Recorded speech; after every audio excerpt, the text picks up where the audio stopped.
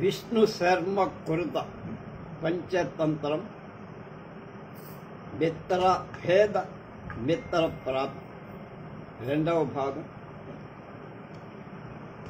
11/7/24.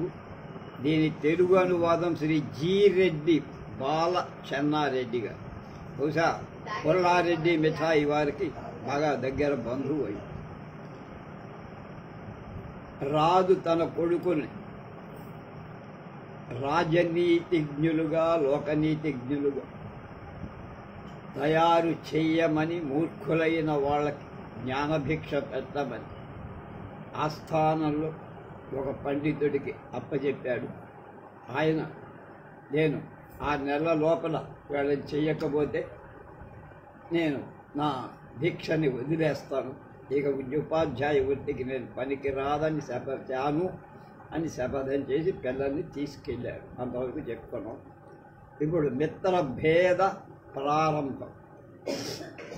అధాతః ప్రారభ్యతే మిత్రభేదో నామ ప్రథమం తంత్రం యస్యాయమాదిమః శ్లోక వర్ధమానో మహాన్ స్నేహః సింహగో వృషయోర్వనే పిశునేన అతిదుగ్ధేన జంబుకేన వినాశితః. ఇప్పుడు మిత్రభేదం అనేటువంటి మొదటి తంత్రం, మిత్రభేదం మిత్రలాభం ఉన్నాయిగా 5 ఉన్నాయని చెప్పుకున్నాను కనుక దాన్ని చెప్తున్నాం.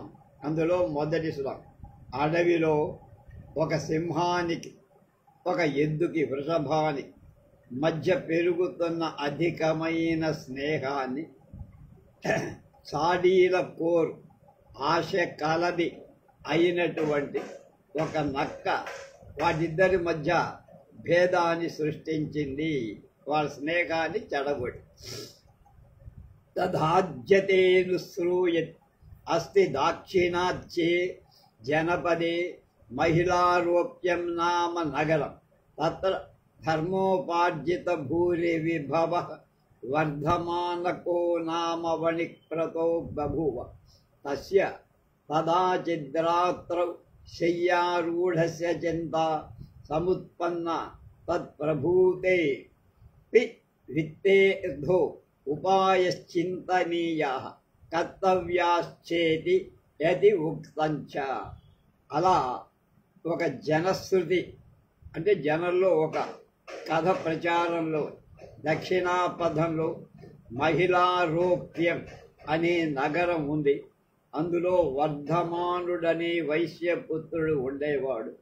అతడు ధర్మంగా సంపాదించిన డబ్బు వల్ల అధిక వైభవం జీవితం గడిపాడు. ఒకనాడు రాత్రి నిద్రపోతున్నప్పుడు అతనికి ఒక ఆలోచన వచ్చి, ధనం బాగా ఉన్నప్పటికీ ధనప్రాప్తి మీద ఉపాయాలు, ఇంకా సంపాదించడానికి ఉపాయాలు ప్రయత్నాలు చెయ్యాలి.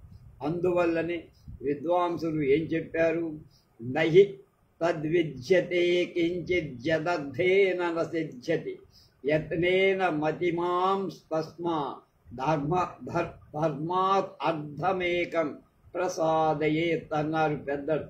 ఈ లోకంలో డబ్బు చేత సిద్ధించనిది ఏం కూడా లేదు, అంటే అన్ని డబ్బు వల్లనే సమకూరుతాయి. అందుచేత బుద్ధిమంతుడైన వాడు డబ్బే సంపాదించాలి తప్పక అని చెప్పారు గొప్పవాడు పండితులు పూర్వులు. యస్యార్థాంతస్య మిత్రాణి యస్యార్థాంతస్య బాంధవా యస్యార్థాః స పుమాం లోకే యస్యార్థాః స చ పండితః. ధనవంతుడికే మిత్రుడు అందరూ బంధువులుగా అతడే లోకంలో ఉత్తమమైన పురుషుడుగా పండితుడుగా లెక్కించబడతాడు, తలచబడతాడు, గౌరవింపబడతాడు. నసా విద్యాన తద్దానం న తచ్చిల్పం న సా కళ నైర్యం హి ధనినాం యాచకైర్యాన్న గీయతే. ధనవంతులలో యాచకుల కీర్తింపబడని విద్య కాదు. దానం దానంక, శిల్పం శిల్పంక, కళ కళక. స్థిరత స్థిరత కూడా అంటే బ్యాలెన్స్గా ఉంది.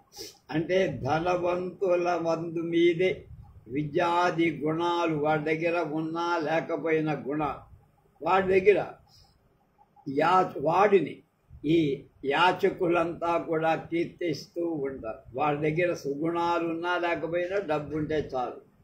ఇహ లోకే హి ధనినాం పరోపి స్వజనాయతే స్వజనోపి దరిద్రాణం సర్వదా దుర్జనాయతే.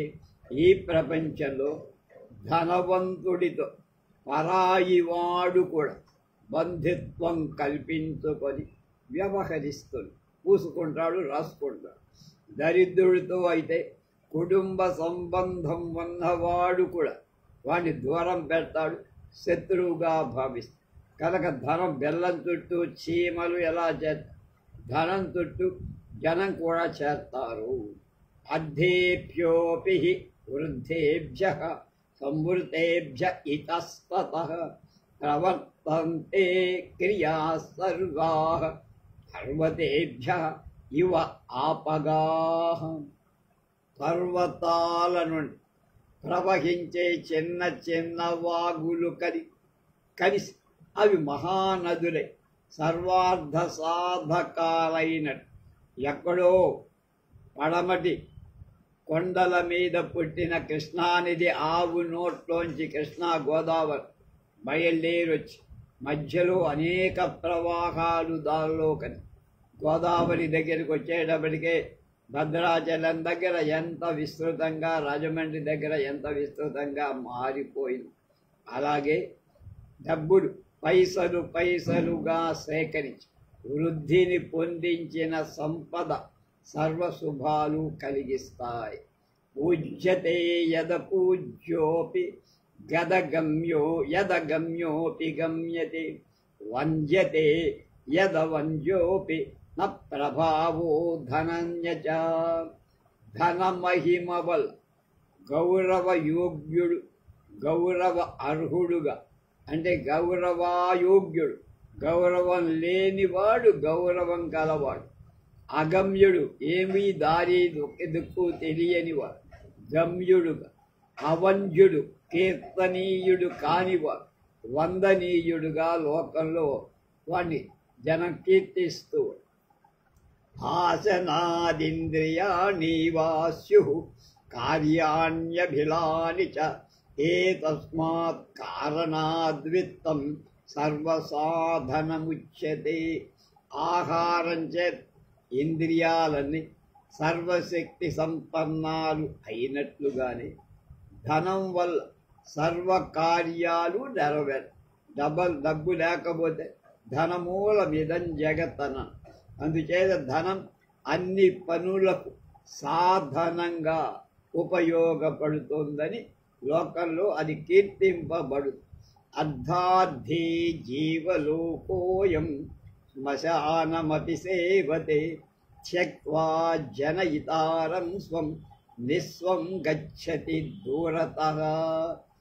ధనకాంక్ష మానవుడు శ్మశానాన్ని కూడా సేవిస్తాడు. అంటే ధన సాధనాలైన జపతపాదులు శ్మశానంలో కూడా చెయ్యగలుగు. కానీ అతడే తనకు జన్మదాత ఎడ తండ్రి ధనహీనుడైతే అతన్ని వదిలే. తనకు జన్మనిచ్చిన తండ్రికి అన్న దగ్గర డబ్బు లేకపోతే తండ్రిని కూడా పట్టించుకోడు. అది లోక రీతి. గత వయసామపి పుంసాం ఏషామర్థా భవంతి తే తరుణాః అర్థేన తుయేహీనా వృద్ధాస్తే యౌవనేపి స్యుః. వృద్ధులై ఉండి ముసలి వాళ్ళై ఉండి డబ్బు కలవాళ్ళైతే వాళ్ళు యువకుల కిందే చలామణి అవుతారు. అలాగే ధనం వాడు యువకుడైనా వాడిని ముసలాడి కిందే జమేస్తారు. నచార్థం పురుషాణం షడ్భిరూపాయైర్భవతి భిక్షయా నృపసేవయా కృషి కర్మణ విద్యోపార్జేన వ్యవహారేణ వనికర్మణ వా సర్వేషామపి తేషాం వాణిజ్యేన తిరస్కృతోర్ధలాభః స్యాత్. అలాంటి ధనం మానవులకు 6 రకాలుగా లభిస్తుంది. 1 భిక్షావృత్తి చేస్తే డబ్బు ఏదో ఒకటి ఇస్తారు. 2 రాజుల గారి సేవ అంటే ఉద్యోగం. 3 వ్యవసాయం చేస్తే పొలం పొట్ట పండి. 4 విద్యార్థి అంటే విద్య నేర్చుకుంటే ఉద్యోగాలు ఏదో.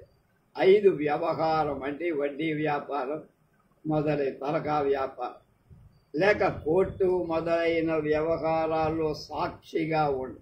6 వ్యాపారం అని ప్రసిద్ధాలు. ఈ 6 వ్యవహారం వ్యాపారం. ఈ 6 రకాలుగా డబ్బు సంపాదించు. వీటన్నిటిలో వ్యాపారం వల్లనే తప్పనిసరిగా డబ్బు లభిస్తుంది, ధనలాభం కలుగుతుంది. ఉక్తం చ యతః ఈ విధంగా లోకం చెప్పబడుతోంది. ఎవరి కృతాభిక్షానేకైర్వితరతి నృపో నోచితమహో కృషి కృష్ణా విద్యా గురు వినయ వృత్త్యా అతి విషమా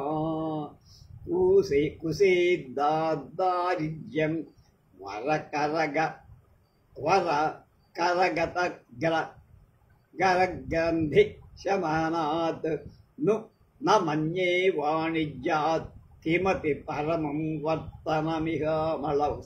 కృతాభిక్షానేకైర్వితరతి నృపో నోచితమహు కృషి కృష్ణా విద్యా గురు వినయ వృత్త్యాతి విషమ కుసీదారిద్ర్యం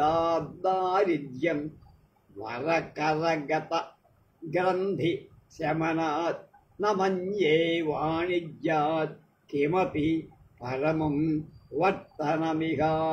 పెద్దవాళ్ళు బాగా జ్ఞానులు వయోవృద్ధులు వాళ్ళు ఈ విధంగా చెప్పారు. ఏమని? భిక్ష చేసేవాళ్ళు లోకంలో చాలామంది ఉంటారా, అడుగు తినేవాళ్ళు. సేవించిన ప్రభు యోగ్యతకు తగిన వృత్తిక శ్రమకు తగిన ప్రతిఫలం కానీ ఇవ్వడు. రాజు దగ్గర పనిచేస్తే లేక ఏదైనా ఉద్యోగం చేస్తే దానికి మన ప్రతిభకు తగినటువంటి జీతాలు రావు, ఇవ్వడు.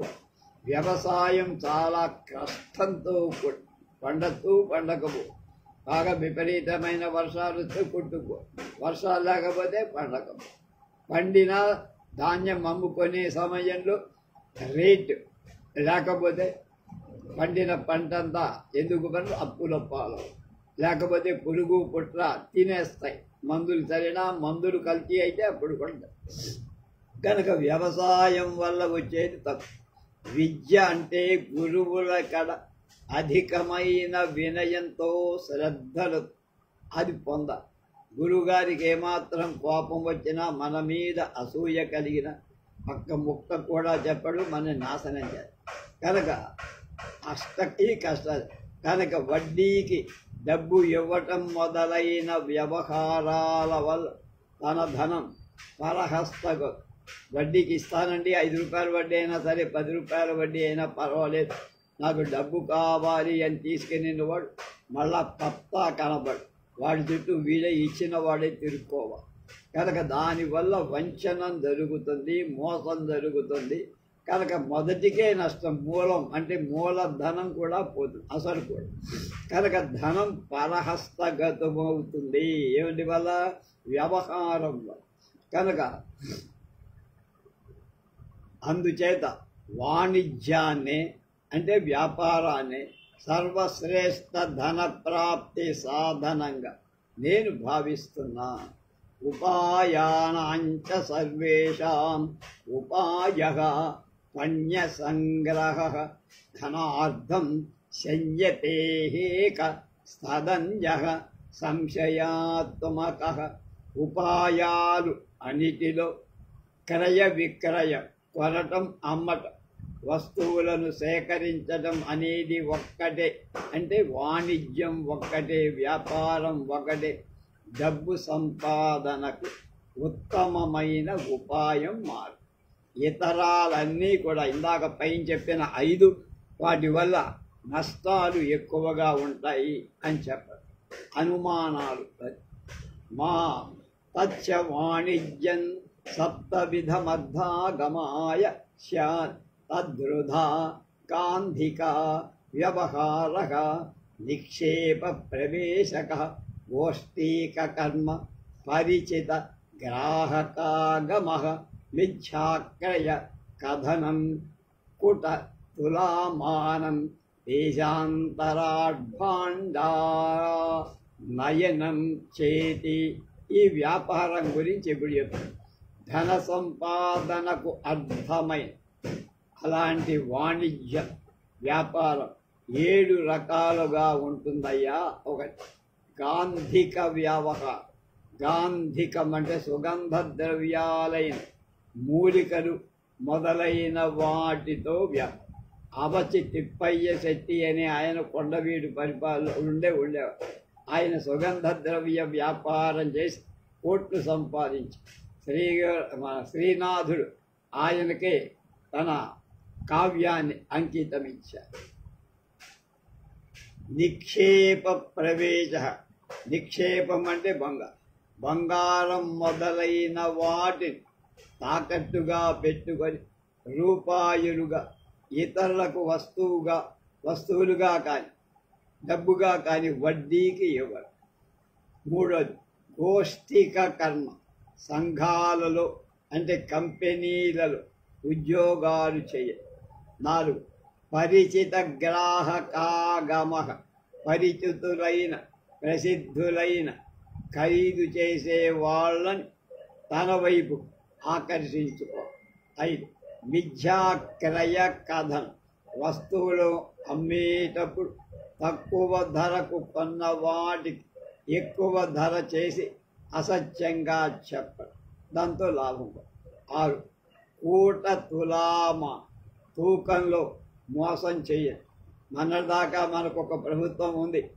ఆ ప్రభుత్వంలో కిలో బియ్యానికి వాడు 10 వేళ్ళకి పేదలకి అందువరా అంటే కిలో బియ్యానికి 100 గ్రాములు తక్కువ చేసి వాళ్ళన్నీ కూడా బస్తాలు కొట్టి ఆ బస్తాకి 100 గ్రాములు చొప్పున ఎన్ని కోట్ల 100ల బస్తాల్లో ఎంత లాభం వచ్చిందో. కొనేది 7 రూపాయలు.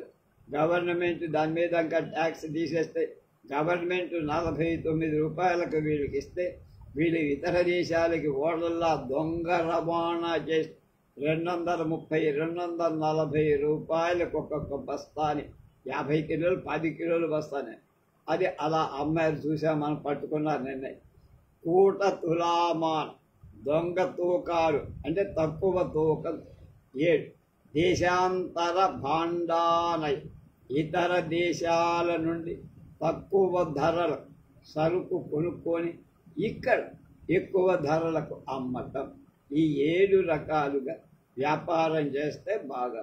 ఉక్తంచ ఇలా చెప్పబడింది పెద్దల పణ్యానాం గాంధికం పణ్యం కిమంచై కాంచనాదిభిః యత్రైతేన చ తత్క్రీతం తచ్చసేన ప్రదీపతి. క్రీతం అంటే వ్యాపారం.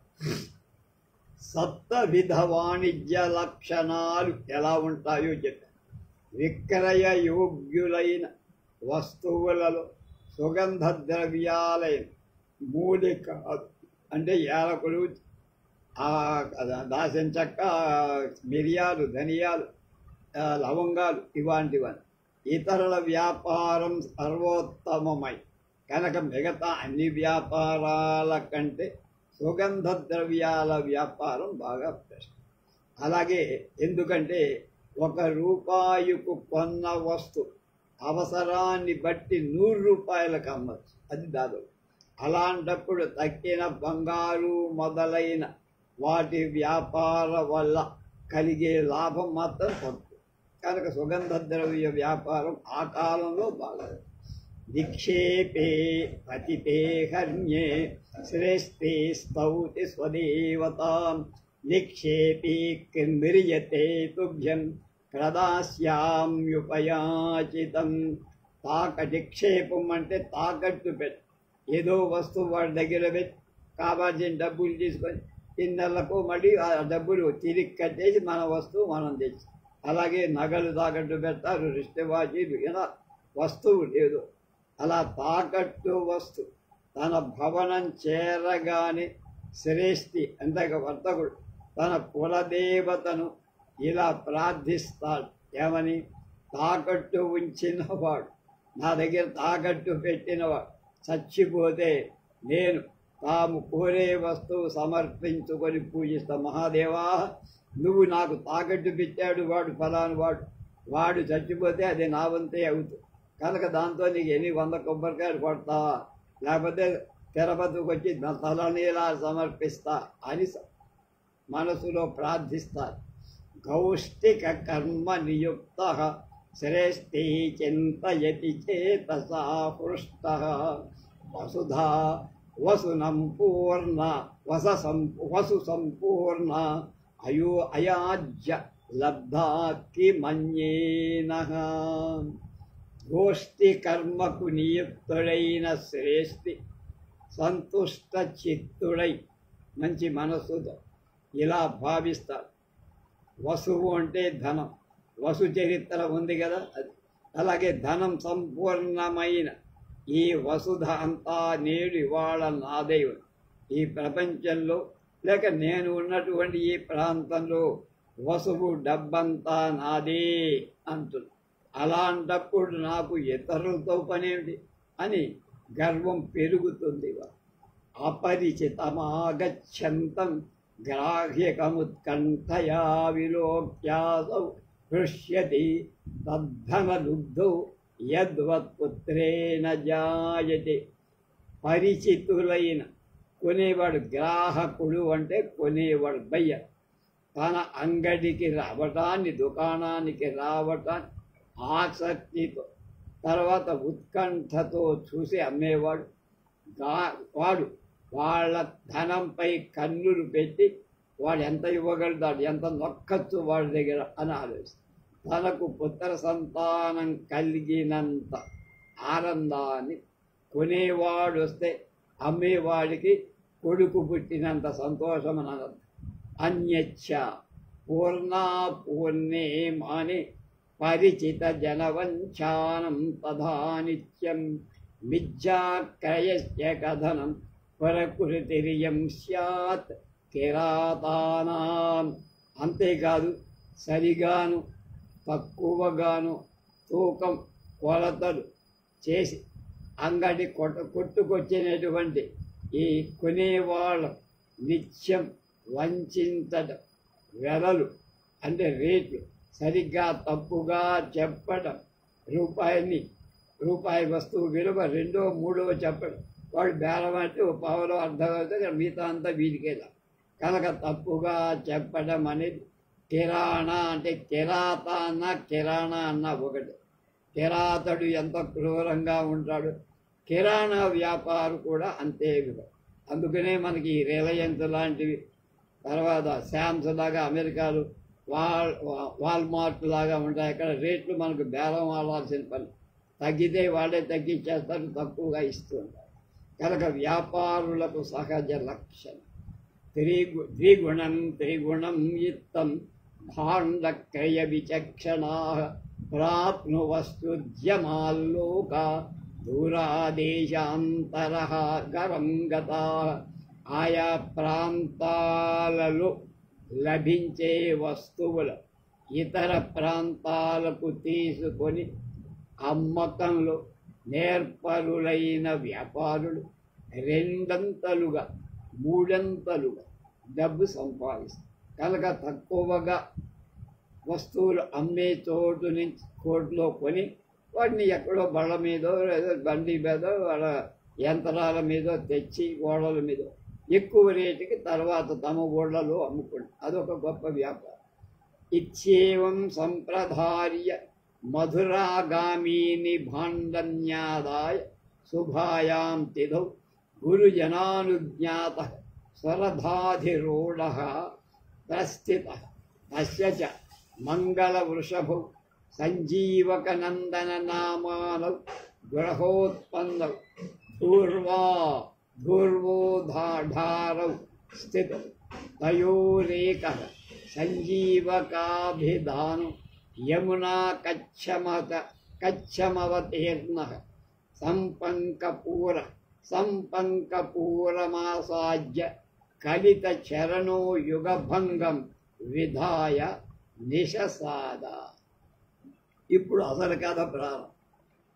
ఇలా అనుకొని ఆ వ్యాపారి మధురా నగరంలో విక్రయ యోగ్యాలైన సరుకులను సేకరించి కొనుక్కొని ఒక శుభ దినంలో మంచి బండి మీద కూర్చొని ప్రయాణం సాగించి ఇంటిలో పుట్టినవి శుభలక్షణాలు కలవి అయిన సంజీవక నందకాలు అనే ఎద్దుల జంట ఆయన దగ్గర ఉన్నాయి. ఇంట్లో వేరు, దాని ఆవులకే ఆ బండిని లాగుతుంది.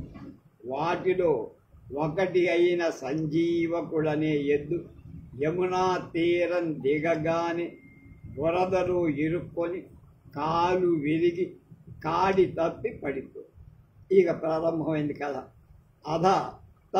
తదవస్తమాలోక్య వర్ధమాన పరం విషాదమగమత్ చదర్థం చ స్నేహార్ద్ర హృదయ స్త్రీరాత్ర ప్రయాణ భంగమక్కడు. తం విషన్నమాలోక్య సాధికైరభిహిత భోః శ్రేష్ఠిన్ కిమేవం వృషభస్య కృతే సింహవ్యాఘ్ర సమాకులే బహ్వపాయే అస్మిన్ వనే సమస్తస్తార్ధస్త్వయా సందేహే నియోజితః ఉక్తంచ న స్వల్పస్య కృతే భూరి నాశయేన్మతిమాన్నరః ఏతదేవాత్ర పాండిత్యం యత్ స్వల్పాద్ భూరి రక్షణం.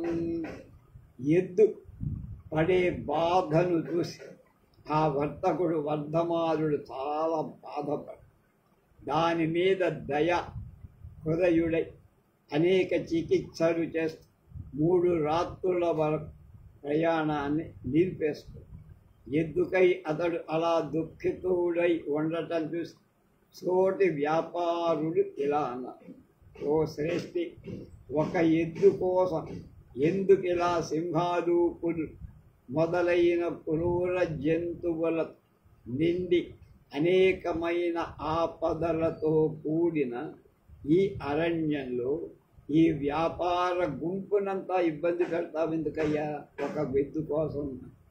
విజ్ఞులు ఇలా అన్నారు, బుద్ధిమంతుడు అల్పమైన దానికై అధికమైన దానిని ఎప్పటికీ నాశనం చేసుకో. అల్పం వదిలి అధికమైన దాన్ని రక్షించడం వివేక యొక్క లక్ష్యం. న స్వల్పస్య కృతే భూరి నాశయేన్మతిమాన్నరః ఏతదేవాత్ర పాండిత్యం యస్వల్పాద్భూరి రక్షణ. బుద్ధిమంతుడు కొద్ది దాని కోసం అధికమైన దాన్ని నాశనం చేస్తూ ఆ చిన్నదాన్ని కొద్దిదాన్ని బదిలి గొప్పదాన్ని రక్షించడమే బుద్ధిమంతుడి లక్ష్యం.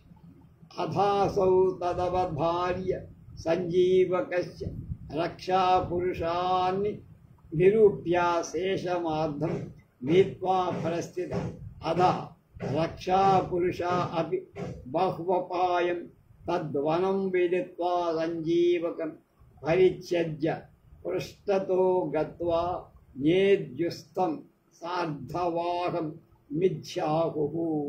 స్వామిన్ అమృతోసౌ సంజీవక అస్మాభిస్తు సార్ధవాహస్యాభీష్ట ఇది మత్వా వహ్నినా సంస్కృతః.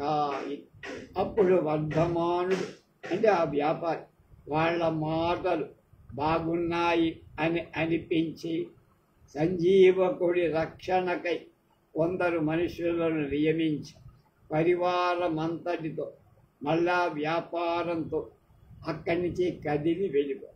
ఆ రక్షక పురుషులు ఈ అడవిలో ఉండటం అపాయం అని అనుకొని అతడి వెంటనే వాళ్ళు కూడా ఉడాయించేశారు. మర్నాడు ఆ సార్ధవాహుడితో ఇలా అసత్యం చెప్పారు, ప్రభు, ఆ సంజీవకుడి అనే మన ఎద్దు చచ్చిపోయింది, ప్రభువులకు మిక్కిలి ప్రియమైన వాడు పాపం వాడు అని తలంచి అగ్ని సంస్కారాలు కూడా దాని మీద ప్రేమతో చేయించారు వర్తలు. తచ్చుత్వా సార్ధవాహ కృతజ్ఞయా స్నేహార్ధ హృదయస్వార్థ దేహిక క్రియ వృషోత్సర్గాదికా సర్వాశ్చకార సంజీవకోప్యాయుశేషతయ యమునా సలిలమిశ్రై శిశిరవాతైరాప్యాయత శరీర కథంచ అప్యుత్థాన యమునా తత ముపభేదే తత్ర మరకత సదృశాని బాలతృణాగ్రాణి భక్షయన్ కతిపయై అహోర్బిర్హర వృషభ ఇవ పీనః కకుద్మాన్ బలవాంశ్చ సంవృత్తః ప్రత్యహం వల్మీకశిఖరాగ్రాన్ శృంగాభ్యాం విదారయన్ గజ్యమాన ఆస్తే సాధుచేదం ఉచ్యతే. అరక్షితం తిష్టతి దైవరక్షితం సురక్షితం దైవహతం వినశ్యతి జీవత్యనాథోపి వనే విసర్జితః కృత ప్రయత్నోపి గృహే వినశ్యతి. దానిని విని వ్యాపారి కృతజ్ఞతతో దయార్ద్ర హృదయుడై సంజీవకుడికి వృష ఉత్సర్గాదులకు పరలోక కర్మలన్నిటిని యథావిధిగా చేసి ఇక్కడ సంజీవకుడు ఆయువు ఉండటం చేత యమునా జలాల మీది చల్లని పిల్లవగారు కొంత స్వస్థత పొంది ఏదో విధంగా లేచి యమునా నది ఒడ్డుకు చేరి అక్కడ మరకత మణుల నిగనగలాడే పచ్చపడ్డి పరకలు హాయిగా తిని కొన్ని రోజులు బసవేశ్వరుల కొవ్వు పట్టి ఎత్తైన మూపురం బలవంతుడయ్యాడు. ప్రతిరోజు తన కొమ్ములతో పుట్టల శిఖరాగ్రాలను చీలుస్తూ రంకెలేస్తున్నాడు. ఇందువల్లనే పెద్దలు ఇలా చెప్పారు, మానవుడు రక్షించకపోయిన దైవరక్షతం అయిన వస్తు శుభంగా ఉంటుంది. మానవులు ఎంత శ్రద్ధ వహించిన దైవరక్షణ లేకపోతే అది తప్పక నశిస్తుంది. ఈ సంజీవకానికి దైవరక్షణ ఉంది కనుక మళ్ళా ప్రాణం పోసుకొని హాయిగా ఉంది. అడవిలో వదలబడిన అనాథుడు దైవరక్షకుడైతే జీవిస్తారు. కానీ ఇంట్లో మానవుల చేత అధిక ప్రయత్నంతో రక్షించబడినవాడు దైవోపహతుడైతే చస్తాడు. అథ కదాచిత్ పింగళకో నామ సింహ సర్వమృగ పరివృత పిపాసాకుల ఉదకపానార్థం యమునా తటం అవతీర్ణ సంజీవకస్య గంభీరతర రావం దూరాదేవాకృణోత్ తచ్చుత్వాతీవ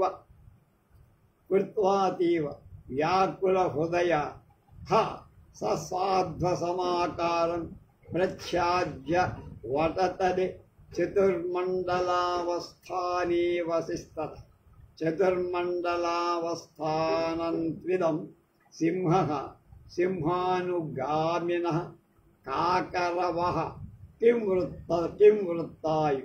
అప్పుడు ఒకానొక రోజు ఆ అడవిలో ఉండే పింగళకుడు అనే సింహం సర్వ జంతువులతో కూడా దప్పితో అంటే దాహంతో యమున ఒడ్డుకు దూరం నుండి సంజీవకుడి గంభీరమైన రంకె దాన్ని విని కలత పొంది తొట్టుపాటుతో భయంతో ఆకారాన్ని ఆచ్ఛాదించుకొని అంటే ఇతరులకు తెలియకుండా భయం తరలో దాచుకొని మరో నీడలో చతుర్మండలావస్థానంలో కూర్చొని. చతుర్మండలావస్థానం అంటే సింహానికి అనుసారులైన ఇతర మృగాలు, కాకరవాలు అంటే కింకరుడు, కిం వృత్తాలు అంటే ఏమి విషయం జరిగింది అని విచారించేవారు. వీళ్ళందరితో కూర్చుని తథా అధ తస్య కరటక దమనక నామ నౌ ద్వో శృగాలు మంత్రిపుత్రౌ భ్రష్టాధికారో సదానుయానాయినాస్తాన్ తౌ చ పరస్పరం మంత్రయత తత్ర దమనకో బ్రవీత్ భద్ర కరటక అయం తావదస్మన్ స్వామీ పింగళక ఉదకగ్రహణార్థం యమునా కచ్చమతేర్యస్థిత సకిం నిమిత్తం పిపాసాకులోపి నివృత్య వ్యూహరచనాం విధాయ దౌర్మనస్యేనాభిభూతోత్ర పటతరే స్థిత కరటక అహా భద్ర కిమోవయోరనేన వ్యాపారే ఉక్తంచ యతః అవ్యాపారేషు వ్యాపారం యో నరః కర్తుమిచ్చతి స ఏవ నిధనం యాతి కీలోత్పాటీవ వానరః. అప్పుడు దమనకుడు ఆహా కథమేతత్ సోబ్రవీత్ అన్న. అప్పుడు కరటక దమనకులు అనేటువంటి రెండు నక్కలు మంత్రి గారి కొడుకు ఉండి అధికారం పోగొట్టుకొని అతన్ని నిత్యం అనుసరిస్తూ ఉండి, అంటే ఈ సింహం అనే మృగరాజు దగ్గర పూర్వం అధికారం ఉండే, అధికారం వీళ్ళేదో తప్పు చేశారు, ఆ తప్పు వల్ల పోగొట్టుకొని అయినా సిగ్గు లేకుండా సింహం వెంటే తిరుగుతారు. పింగళకుడి అవస్థను చూసి అవి తమలో తాము ఇలా ఆలోచన చేసి దమనకుడు ఇలా అన్నాడు, మిత్రమా కరటక, మన ప్రభువు పింగళకు నీరు తాగటానికి యమునా తీరం దిగి అక్కడే ఉన్నాడు. కారణం ఏమిటో తెలీదు, అడవికి రాల. దప్పిక చేత తపిస్తూ ఉన్న నీటిని తాగకుండా వెనుతిరిగి సేనను వ్యూహంగా చేసుకొని విచారంతో అవమానం పొందినటువంటి వాడిలాగా మర్రి నీడ దగ్గర ఉన్నాడు, మర్రి చెట్టుకి. దాన్ని విని కరకొటకుడు ఇలా అన్నాడు, మనం ఈ అక్కరకు రాని విషయాన్ని గురించి ఆలోచించడం ఎందుకురా? అందువలనే పెద్దలు ఏమన్నారు, జోలి మాలిన పనులు ఎవడు చేయదలుస్తాడో వాడు మేకు పీకిన కోతిలాగా మరణిస్తారని ఒక కథకి లంకె పెట్టేసి, ఆ కథ ఏమిటి, దాని వివరం ఏమిటి చెప్పవయ్యా అని దమనకుడు అడగగా కరటకుడు ఆ కథ చెప్పాడు.